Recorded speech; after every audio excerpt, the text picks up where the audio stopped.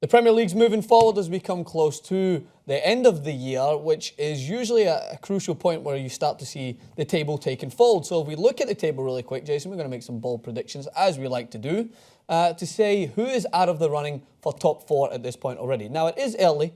When you look at the points between Tottenham and Manchester City, it would be foolish for me to be like, Tottenham are out of the running.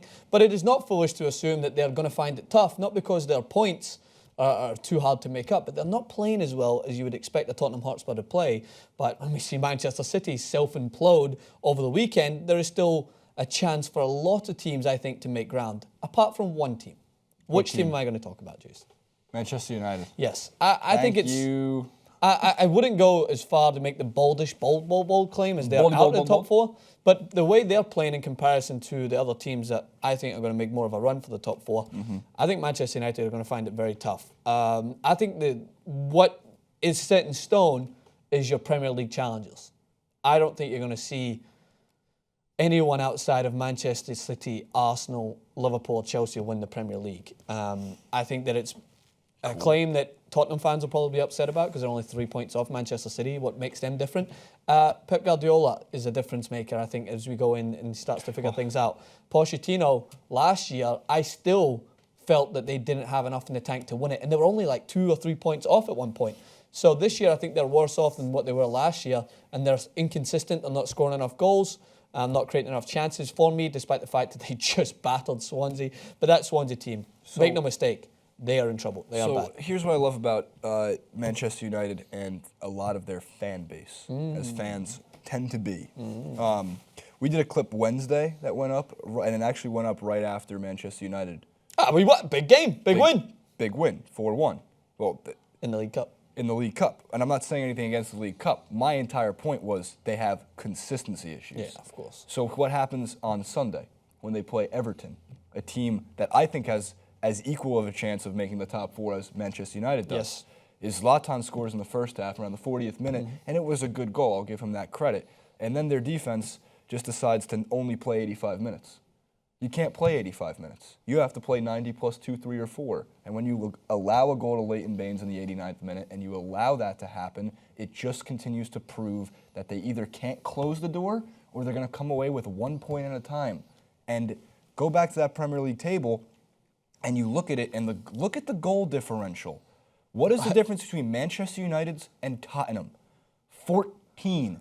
Their defense with 10 goals against on the season compared to 24 goals for. Manchester United has a major issue scoring. My point being was that their defense isn't actually that bad for 80 minutes. Yeah. And unless they were to make some drastic changes to their defensive form for the next 4 months, I'd find it hard to believe that Tottenham doesn't find their way in there. I know Manchester City probably is going to suffer a major blow for Sergio Aguero drop-kicking David Luiz. One of the worst tackles I've seen in recent years. He watched Bruce Lee the night before and decided, I hate your haircut. That could have and just right at him. That could have snapped his leg in half, man. It was a shocking and blow. he's already been banned this season, so he could face maybe because it's a second offence of something that he's done, violent conduct or whatever it is. It's going to be called. No, it's going to be a blow. I think only it'll be 4 or 5 Premier League games, correct? It won't affect Champions League play. It won't affect Champions League. But that's why I look at it and go, it's consistency. You won 4-1 on Wednesday.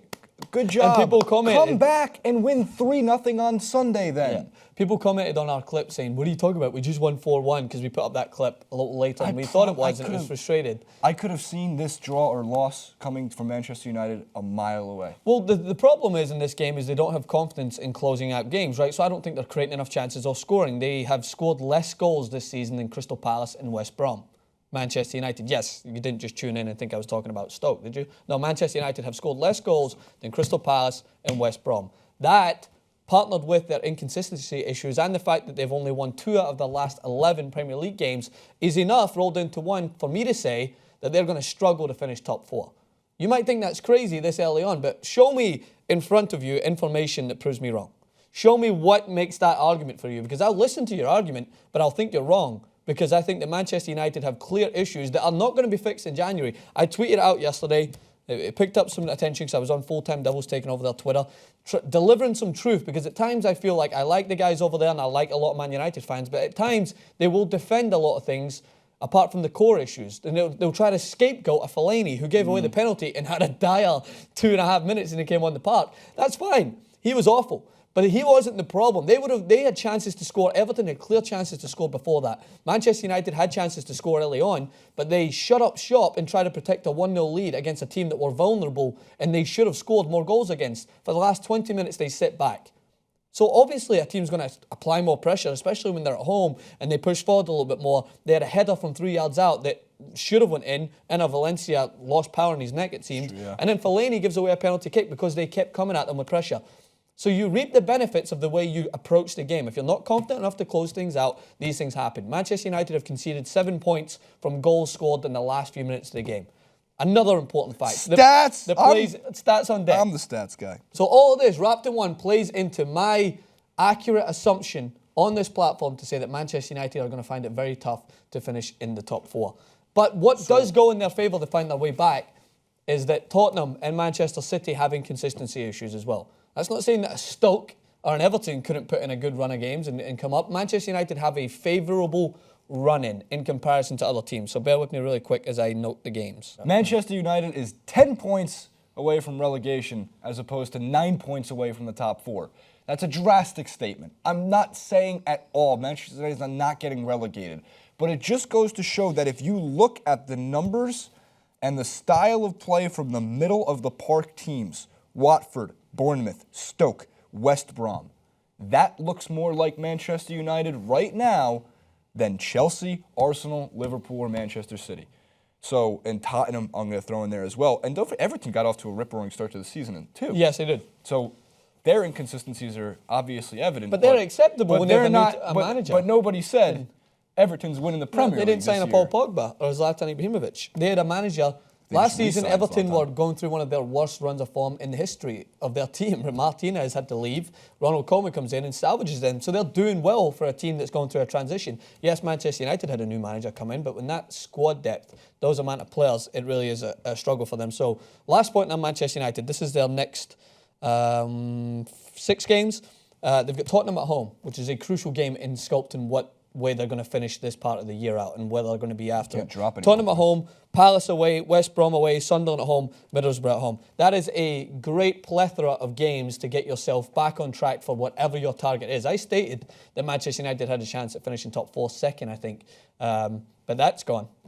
I think their realistic expectation is to get in to the top 4, which is still a pretty hard one to do. But out of those games, they need a minimum of 12 points. I was about to say it's a 10, 11, 12. I mean, 15 would be nice. So they got to win 4 of those. They got to win. Yeah, I think 12 points. Or at least draw 2 and win 3. I think West Brom away is a banana peel, typical banana peel for Manchester United. West Brom are playing pretty well. Tottenham's going to be a very difficult. But that's the type of game that Manchester United would win, because look at their performance against Arsenal. One of their best performances we've seen of Manchester United this season. Yes, albeit they drew. Arsenal are a different team this year. They're far superior than Manchester United, I think. So a draw, it wasn't the best result for them. Arsenal actually left the more disappointed team because they wanted to win that game. So they step up against these teams usually in order to provide a performance. I think I could see them beating Spurs. I think I could see them beating Crystal Palace. I could see them losing to West Brom, struggling against Sunderland at home and struggling against Middlesbrough away. Like, these are games where I'm not confident that this Manchester United team can go in and cruise by. So with all that and what we said up to now, I think they're going to find it very tough to finish top 4. I'm pretty confident about Chelsea. I'm right there with you. Beautiful attacking. When they attack, they're frightening. There's like a 3-man weave, and it is fun. And I remember when Chelsea won their campaign 2 years ago, it wasn't this fun. No, they weren't fun. Like they're much more watchable in terms of just sheer enjoyment. And I mean, the Manchester City game was great. Just happened to go up against El Clasico, so. Yeah. What made that more impressive is that Manchester City had at least 3 chances to send that game out of sight. Yeah, like 2-0, even 3-0. Like De Bruyne missed from 2 yards an open goal. Hit it off the bar. Several chances. Aguero one-on-one just wasn't his usual self. Pre-drop kick. Pre-drop kick. But Chelsea, that's a lot of character to be able to withstand that pressure, see the game literally right in front of you, potentially slip away, losing. That game could have went 2 ways. Could have went 2-0, 3-0 Manchester City, the heads drop, Chelsea's unbeaten run. is hit off and they're back to an area where they need to lick their wounds and think about going forward.